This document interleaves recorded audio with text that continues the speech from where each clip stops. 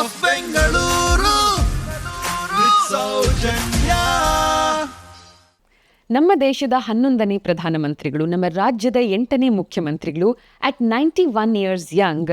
ಇವರ ಎನರ್ಜಿ ನಮ್ಮೆಲ್ಲರಿಗೂ ಸ್ಫೂರ್ತಿ. ಮುನ್ಮುನ್ನೆ ಇನ್ನು ಮೈಸೂರಲ್ಲಿ ಇವರ ಮಾತು ಎಂಥ ಹೈ ವೋಲ್ಟೇಜ್ ಮಾತಾಗಿತ್ತು. ಇವತ್ತು ನನ್ನ ಸೌಭಾಗ್ಯ, ನನಗೆ ಇವರನ್ನು ಮಾತಾಡಿಸುವಂಥ ಒಂದು ಸದವಕಾಶ ಸಿಕ್ಕಿದೆ ಅನ್ನೋದು.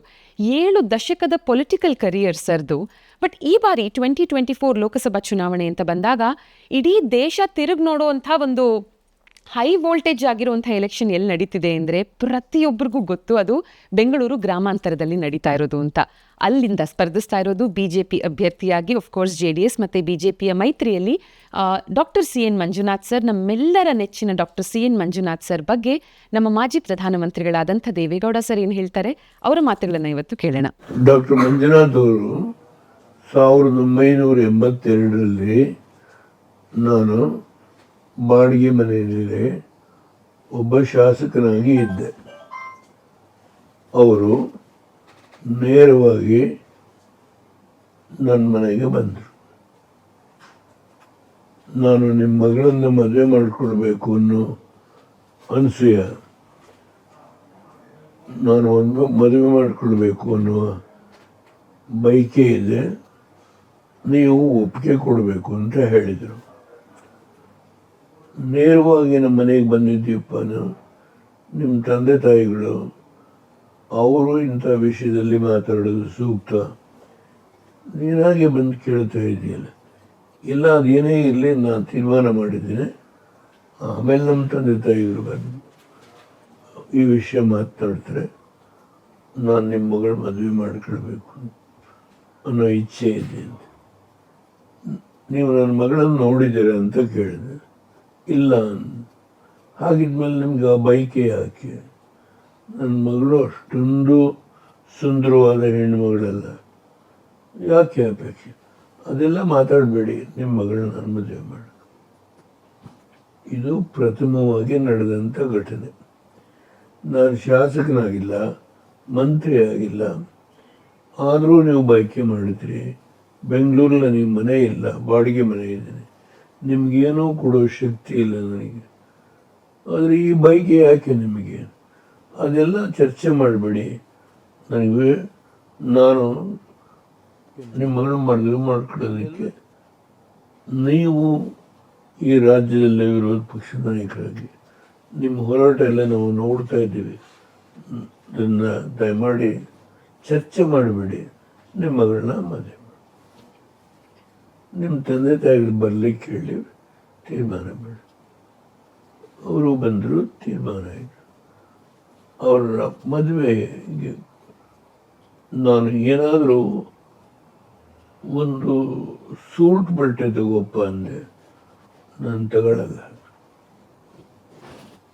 ಏನೇನು ತಗೊಳ್ಳೋದಿಲ್ಲ, ಜಸ್ಟ್ ಮದುವೆ ಮಾಡಿಕೊಡಿ, ಆರ್ಡಿನರಿ ಮದುವೆ ಅಷ್ಟೆ. ಗುಂಡೂರಾವ್ ಬಂದಿದ್ರು ಮದುವೆಗಷ್ಟೇ, ಬೇರೆ ಏನಿಲ್ಲ. ಅದಾದಮೇಲೆ ಅವರು DM ಮಾಡಲಿಕ್ಕೆ ಮಂಗಳೂರಿಗೆ ನಾನು ನಮ್ಮ ಮಣಿಪಾಲಿ ಅವರಿಗೆ ಹೇಳಿದೆ, ಅವ್ರು ಸೀಟ್ ಕೊಟ್ಟರು. ನನ್ನ ಮಗಳು ಅವರು ಇಬ್ಬರು ಒಟ್ಟಿಗೆ ಹೋದರು. DM 3 ವರ್ಷ ಮುಗಿಸ್ಕೊಂಡು ಬಂದರು. ಮುಗಿಸ್ಕೊಂಡು ಬಂದಮೇಲೆ ಈ ಆಸ್ಪತ್ರೆ, ಮಣಿಪಾಲ್ ಆಸ್ಪತ್ರೆ, ಡಾಕ್ಟರ್ ಚಿಂದಯ್ಯ ಇದ್ರು, ಅವ್ರನ್ನ ಅಪಾಯಿಂಟ್ ಮಾಡಿದ್ರು. ಒಂದು ಯೂನಿಟಿಗೆ ಅವ್ರ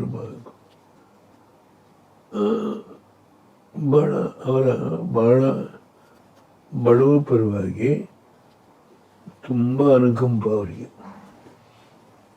ಅಂಥ ವ್ಯಕ್ತಿತ್ವ ಬೇರೆ ಕಷ್ಟ. ಆ ಮಗಳು ಒಂದು 15 ವರ್ಷ ಅಲ್ಲೇ ಇಟ್ಕೊಂಡು ನನ್ನ ಸಾಕಿದರು. ಈ ಮಗಳು ಈಗ ಸಾಕ್ತಾ ಇದ್ದಾಳೆ. ನನ್ನ ಸ್ವಂತ ಮನೆ ಇಲ್ಲ. ನನ್ನ ಸೌಭಾಗ್ಯ 2 ಹೆಣ್ಮಕ್ಳು, 2 ಅಳಿಯಂದಿರು.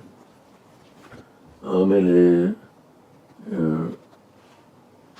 ರಾತ್ರಿ ಊಟ ಮಾಡುವಾಗ, ಇಲ್ಲ ನಾವು ಹೊರಗಡೆ ಹೋಗ್ತೀನಿ, ಮಂಜು ನೋಡಪ್ಪ, ನೀನು ಬಡವರ ಸೇವೆ ಮಾಡೋದು ನಿನ್ನ ಗುರಿ, ನಿನ್ನ ಯೂನಿಟ್ಗೆ ಅಷ್ಟೊಂದು ಜನ ಬರ್ತಾರೆ ಅಂತ ಹೇಳಿದ್ವಿ. ಈಗ ನೀನು ಹೊರದೇಶಕ್ಕೆ ಹೋದರೆ ಬೇಕಾದಷ್ಟು ಹಣ ಸಂಪಾದನೆ ಮಾಡ್ಬೋದು.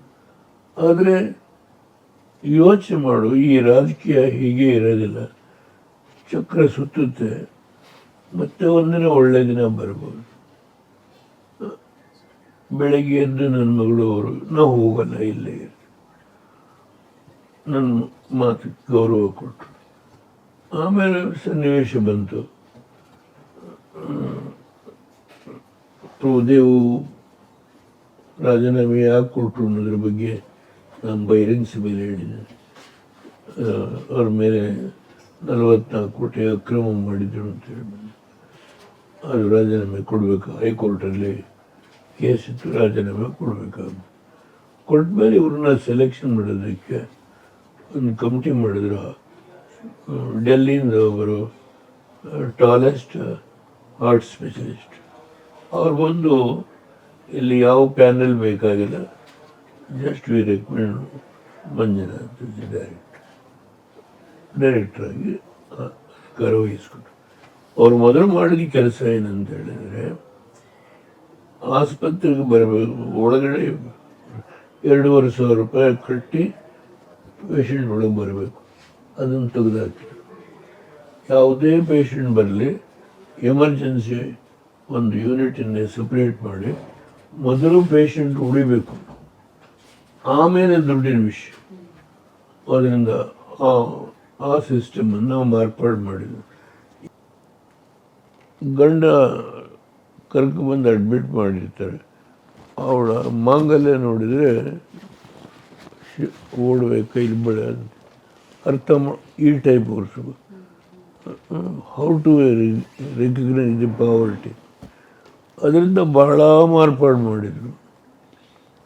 ಅವರು ಆಸ್ಪತ್ರೆ ಹೇಗೆ ಇಂಪ್ರೂವ್ ಮಾಡಿದರು ಅಂದರೆ, ತಾವು 150 ಬೆಡ್ ಇದ್ದಾಗ ಈ ಆಸ್ಪತ್ರೆನ 2 ಸ್ಟೋರಿನ IT ಕೊಡಬೇಕು ಅಂತ ತೀರ್ಮಾನ ಮಾಡಿಬಿಟ್ಟಿದ್ರು. Doctor Chinnaiah wants to bring Manjunath, ಆಗಲಿಲ್ಲ ಅವ್ರ ಕೈಯಲ್ಲಿ. ಇದೆಲ್ಲ ದೊಡ್ಡ ಇತಿಹಾಸ ಇದೆ. ಅದಕ್ಕೆ ಯಾರ್ಯಾರ ಕಾರಣ ಎಲ್ಲ ಉಪಯೋಗ ಎಲ್ಲ ಆಗಿರಲಿ. ಆದರೆ ಎಂಥ ದೊಡ್ಡ ಮನುಷ್ಯ ಅಂದರೆ, ಅವ್ರು ಯಾವಾಗ ಇಲ್ಲಿ ಉಳ್ಕೊಂಡ್ರು ಆ ನೋವನ್ನೆಲ್ಲ ಅನುಭವಿಸಿ ಅವರು ಡೈರೆಕ್ಟರ್ ಆದಮೇಲೆ ಯಾವ ಮಟ್ಟಕ್ಕೆ ತೊಗೊಂಡೋದ್ರು ಅಂದರೆ, ಆ 150 ಬೆಡ್ ಹಾಸ್ಪಿಟ್ಲನ್ನು ಇಂಡಿಯಾ ದೇಶದಲ್ಲಿ 2,000 ಬೆಡ್ ಹಾಸ್ಪಿಟ್ಲು ಇಲ್ಲ. ಹೃದಯ ಚಿಕಿತ್ಸೆಗೆ ಸಂಬಂಧಪಟ್ಟಂತೆ ಸರ್ಕಾರಿ ಸ್ವಾಮ್ಯದಲ್ಲಾಗಲಿ ಅಥವಾ ಬಿರ್ಲಾ, ಟಾಟಾ, ಇವರು ಯಾರೇ ಇವತ್ತು ಇಂಡಿಯಾ ದೇಶದಲ್ಲಿ 2,000 ಬೆಡ್ ಹೃದಯ ರೋಗಕ್ಕೆ ಸಂಬಂಧಪಟ್ಟ ಇವರು ನಾನು ನಿಲ್ಲಿಸಬೇಕು ಅಂತ ಹೇಳಿ ಶಾ ಅವರು, ಮೋದಿಯವರು ಕುಮಾರಸ್ವಾಮಿ ಮೇಲೆ ಒತ್ತಡ ತಂದರು. ನಾನು ಒಪ್ಪಲಿಲ್ಲ. ಇವರು ರಾಜಕೀಯಕ್ಕೆ ಯಾಕೆ ಎಳಿಬೇಕು, ಎಳಿಬಾರ್ದು. ಇದು 2 ಗಂಟೆ ಚರ್ಚೆ ಆಯಿತು. ಕೊನೆಗೆ ನಾನು ಆಯಿತು, ಅವ್ರ ಮನಸ್ಸಿನಲ್ಲಿ ರಾಷ್ಟ್ರ ಮಟ್ಟದಲ್ಲಿ ಏನಾದರೂ ಸೇವೆ ಸಲ್ಲಿಸಬೇಕು ಅನ್ನೋ ಒಂದು ಅವಕಾಶ ಸಿಕ್ಕೋದಾದರೆ, ಈಗ ಶಾ ಅವರೇ ಹಠ ಮಾಡ್ತಾ ಇದ್ದಾರೆ, ಮೋದಿ ಆಯಿತು ನಿಂತ್ಕೊಂಡಿದ್ದು. ಶಾ ಅವರು ಬಂದು ರೋಡ್ ಶೋ ಎಲ್ಲ ಆಯಿತು. ಇದು ಎಲ್ಲೋದ್ರೂ ಜನಗಳು irrespective of community, cost, Creed, ಅವ್ರು ಮುಸ್ಲಿಮ್ರಾಗ್ಬೋದು, ಹರಿಜನರಾಗ್ಬೋದು, ಟ್ರೀಟ್ಮೆಂಟ್ ಮಾಡುವಾಗ ಬಡವರಿಗೆ ಅವ್ರೇನು ನಿಧಿ ಸಂಗ್ರಹಣ ಮಾಡಿಟ್ಟಿದ್ರು ಆ ಹಣದಲ್ಲಿ ಬಡವರಿಗೆ 8.5 ಲಕ್ಷ ಜನಕ್ಕೆ ಟ್ರೀಟ್ ಮಾಡಿ, ಇವರೇನು ಟ್ರೀಟ್ ಮಾಡಿದಾರೋ ಇಂಡಿಯಾ ದೇಶದ ಎಲ್ಲ ಆಸ್ಪತ್ರೆಗಳಲ್ಲಿ ಇರ್ತಕ್ಕಂಥ ಯೂನಿಟ್ಗಳು ಒಟ್ಟು ಸೇರಿದರು ಆ ಒಂದು ಸ್ಟೇಜಿಗೆ ಬರಲ್ಲ, ರೆಕಾರ್ಡ್ ಬ್ರೇಕ್ ಮಾಡಿದ್ರು.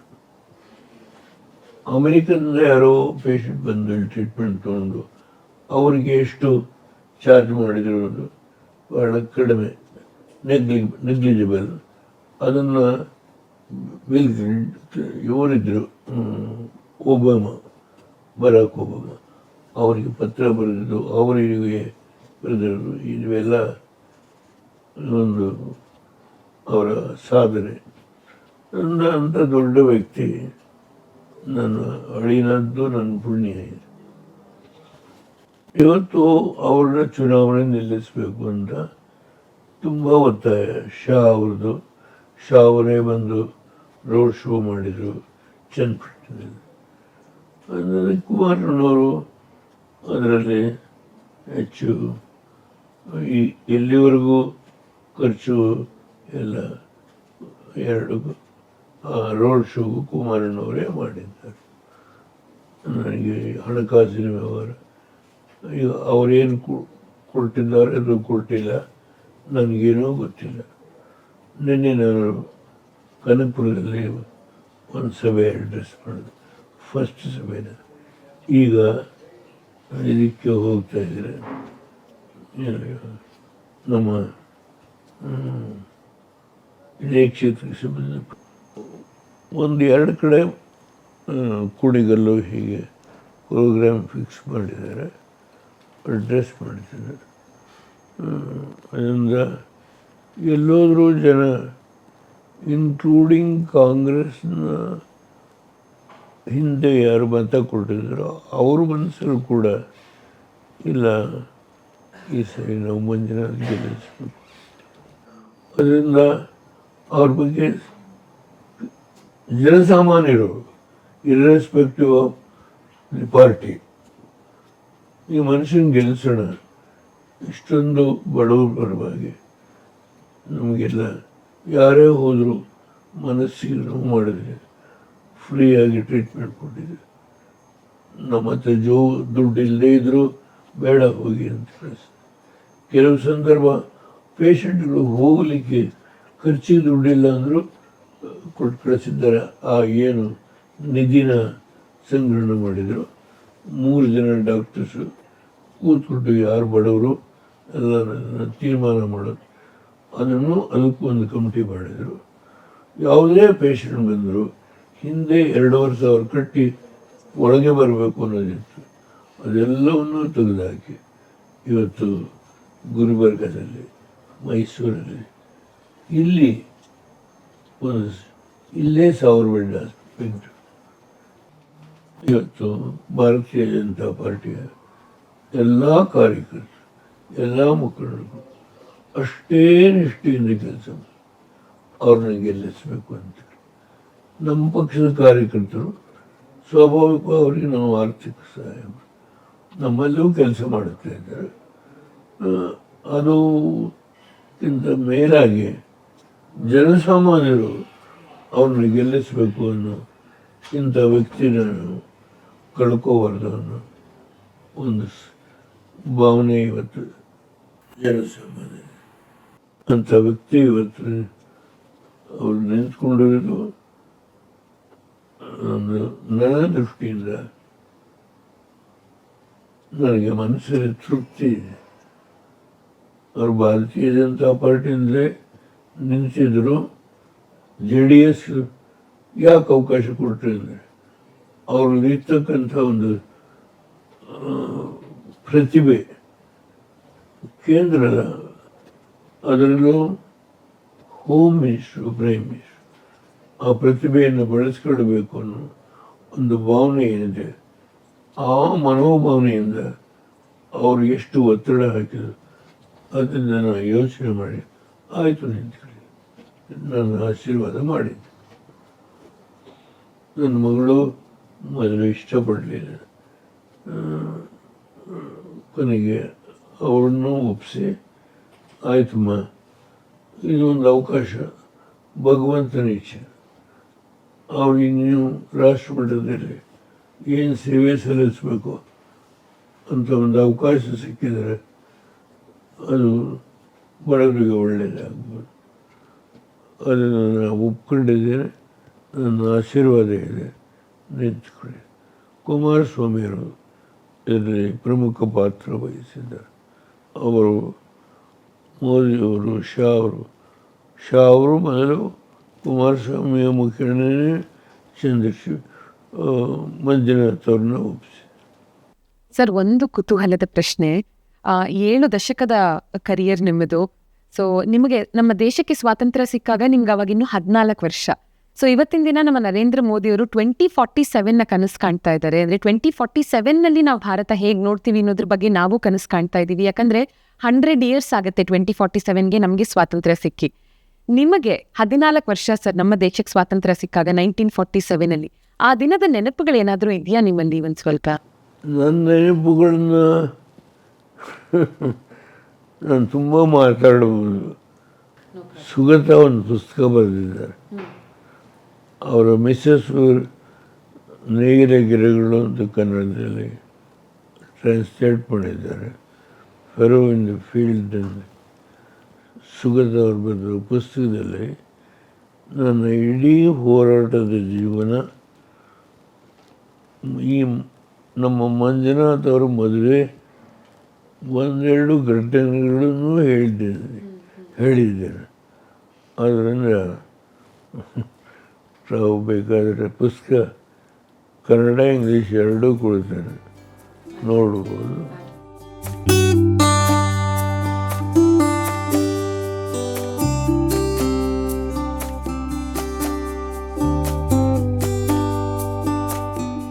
ಸರ್, 2047ಕ್ಕೆ ನಿಮ್ಮ ಕನಸಿನ ಭಾರತ ಹೇಗಿರಬೇಕು ಸರ್?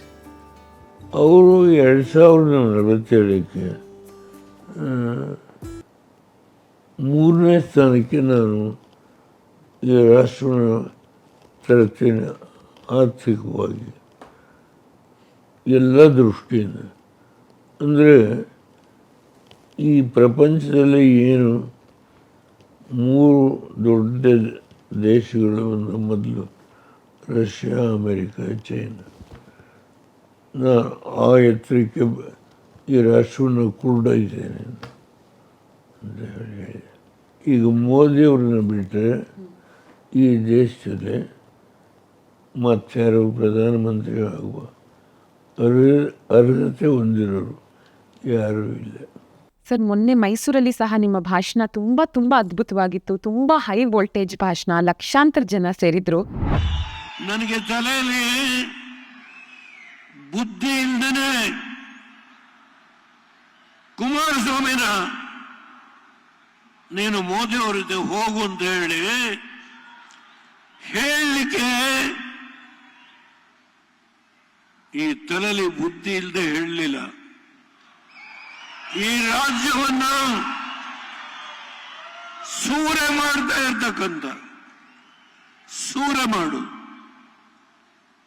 ಇದನ್ನು ತಪ್ಪಿಸ್ಲಿಕ್ಕೆ ಕುಮಾರಸ್ವಾಮಿಗೆ ಹೇಳಿದೆ, ಹೋಗು, ನೀನು ಮೋದಿಯವರ ಜೊತೆ ಹೋಗು.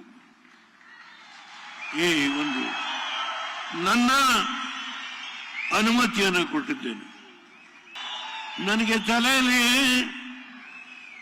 ಬುದ್ಧಿ ಇಲ್ಲದೇ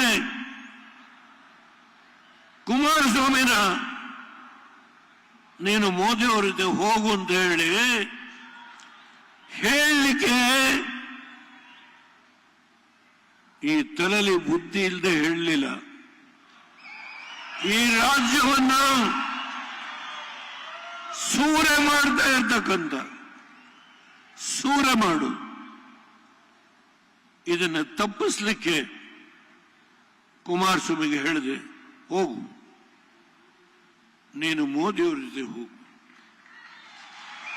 ಒಂದು ನನ್ನ ಅನುಮತಿಯನ್ನು ಕೊಟ್ಟಿದ್ದೇನೆ. ಇಲ್ಲ ಪಕ್ಕದಲ್ಲಿ ಯದುವೀರವರು ಕೂತಿದ್ದಾರೆ, ಮಹಾನುಭಾವ ನಾಲ್ವಡಿ ಕೃಷ್ಣರಾಜರು, ರಾಜರಾಜರು ಈ ರಾಜ್ಯಕ್ಕೆ ಏನೇನು ಮಾಡಿದ್ರು ಅದ್ರ ಬಗ್ಗೆ ವಿಶ್ಲೇಷಣೆ ಮಾಡಲಿಕ್ಕಾಗದೆ. ಆದರೆ ಈಗ ಆಳ್ತಾ ಇದ್ದಾರೆ. ಈಗ 2 ಜನ 2 ಮಹಾನುಭಾವರು ಈ ರಾಜ್ಯ ಆಳ್ತಾ ಇದ್ದಾರೆ. ಆ ಪುಣ್ಯಾತ್ಮರಿಗೆ ನಮೋ ನಮೋ. ನಾನು ಈ ರಾಷ್ಟ್ರದಲ್ಲಿ ಮೋದಿಯವರನ್ನು ಬಿಟ್ಟು ಬೇರೆ ಯಾರೋ INDA ಇಂದಾಗಲೇ ಬೇರೆ ಪಕ್ಷಗಳಿಂದಾಗಲೇ ಪ್ರಧಾನಮಂತ್ರಿ ಆಗುವ ಅರ್ಹತೆ ಇಂದು ನನ್ನ ಅನುಭವದಿಂದ ಹೇಳ್ತೇನೆ ಯಾರೂ ಇಲ್ಲ. ಆದ್ದರಿಂದ ಕರ್ನಾಟಕದ 28 ಲೋಕಸಭಾ ಕ್ಷೇತ್ರದಲ್ಲಿ ಕರ್ನಾಟಕದ ಮತದಾರರು, ಅದು ಕೃಷ್ಣಾ ಬೇಸಿನ್ ಸಂಬಂಧಪಟ್ಟವರಿರಲಿ, ಮಹದಾಯಿ ಬೇಸಿನ್ ಸಂಬಂಧಪಟ್ಟವರಿರಲಿ, ಕಾವೇರಿ ಬೇಸಿನ್ಗೆ ಸಂಬಂಧಪಟ್ಟವರಿರಲಿ, ಇವತ್ತು ನಮ್ಮ ರಾಜ್ಯದ ಪ್ರಗತಿಗೆ, ನಮ್ಮ ರಾಜ್ಯದ ಮುಂದಿನ ಬೆಳವಣಿಗೆಗೆ, ಸಮೃದ್ಧಿ ಕರ್ನಾಟಕ ಆಗಬೇಕಾಗಿದ್ರೆ ಬಡವರ ಒಂದು ಇವತ್ತೇನು ಬವಣೆ ಇದೆಯೋ ಅದು ಸಂಪೂರ್ಣವಾಗಿ ನಶಿಸಿ ಎಲ್ಲರೂ ಕನಿಷ್ಠ ಪ್ರಮಾಣದಲ್ಲಿ ಎಲ್ಲರೂ ನೆಮ್ಮದಿಯಿಂದ ಬಾಳಬೇಕಾಗಿದ್ರೆ ಅದು ಒಬ್ಬ ವ್ಯಕ್ತಿಯಿಂದ ಸಾಧ್ಯ.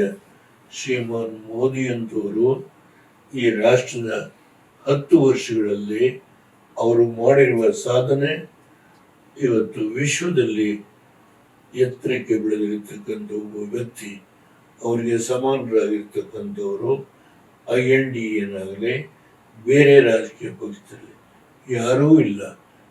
ಅದರಿಂದ ನನ್ನ ಅಪೀಲು, ನಾನು ಪ್ರಧಾನಮಂತ್ರಿಯಾಗಿ ಕೆಲಸ ಮಾಡೋದನ್ನು ಆ ಸ್ಥಾನದಲ್ಲಿ ಕೂತು ಅಂತ ಒಬ್ಬ ವ್ಯಕ್ತಿಗೆ ಇಡೀ ಕರ್ನಾಟಕದ 28 ಕ್ಷೇತ್ರದ ನಮ್ಮ NDA ಅಭ್ಯರ್ಥಿಗಳನ್ನ ಗೆಲ್ಲಿಸ್ಕೊಡ್ಬೇಕು ಅಂತ ಹೇಳಿ ನಾನು ಕೈ ಮುಗಿದು ಮತದಾರ ಬಂಧುಗಳಲ್ಲಿ ಪ್ರಾರ್ಥನೆ.